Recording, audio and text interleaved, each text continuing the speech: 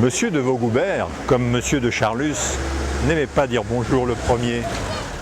L'un et l'autre préféraient répondre, craignant toujours les potins que celui auquel ils eussent sans cela tendu la main avait pu entendre sur leur compte depuis qu'ils ne l'avaient vu. Pour moi, Monsieur de Vaugoubert n'eut pas à se poser la question. J'étais en effet allé le saluer le premier, ne fût-ce qu'à cause de la différence d'âge.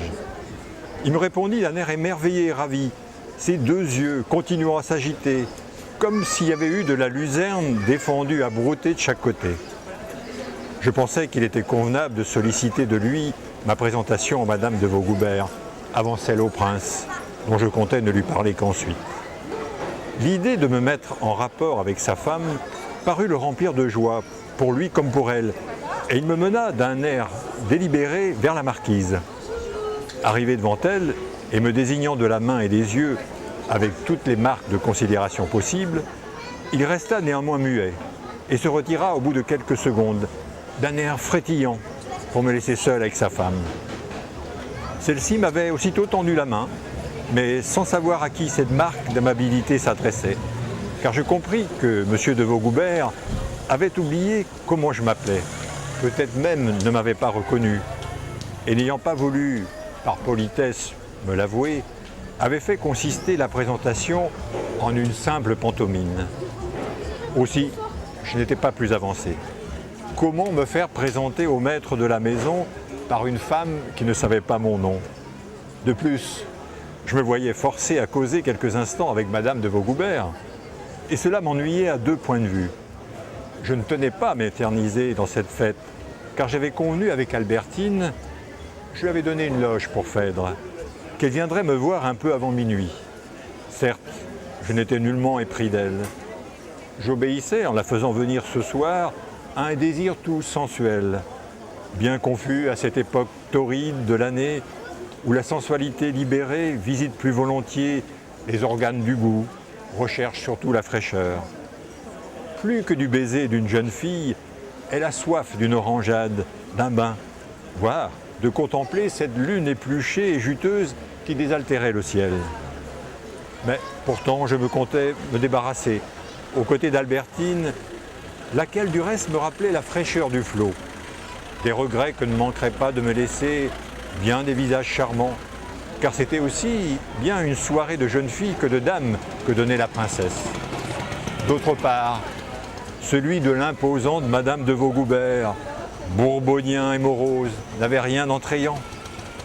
On disait au ministère, sans y mettre ombre de malice, que dans le ménage, c'était le mari qui portait les jupes et la femme les culottes.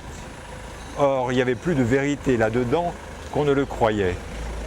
Madame de Vaugoubert, c'était un homme. Avait-elle toujours été ainsi, ou était-elle devenue ce que je la voyais? Peu importe. Car dans l'un et l'autre cas, on a affaire à l'un des plus touchants miracles de la nature et qui, le second surtout, font ressembler le règne humain au règne des fleurs.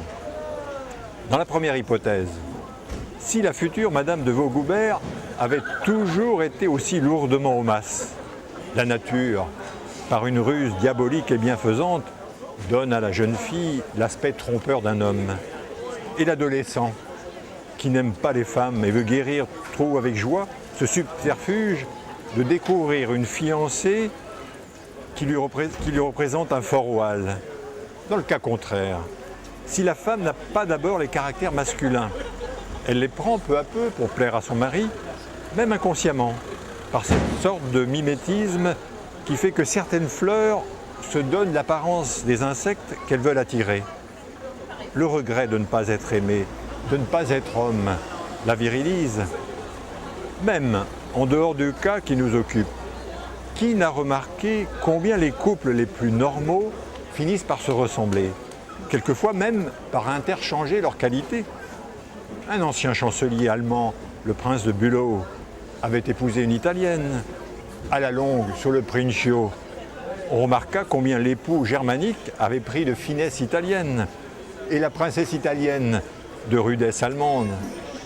Pour sortir jusqu'à un point excentrique des lois que nous traçons, chacun connaît un éminent diplomate français dont l'origine n'était rappelée que par son nom, un des plus illustres de l'Orient. en mûrissant, en vieillissant, s'est révélé en lui l'oriental qu'on n'avait jamais soupçonné, et en le voyant, on regrette l'absence du fez qui le compléterait.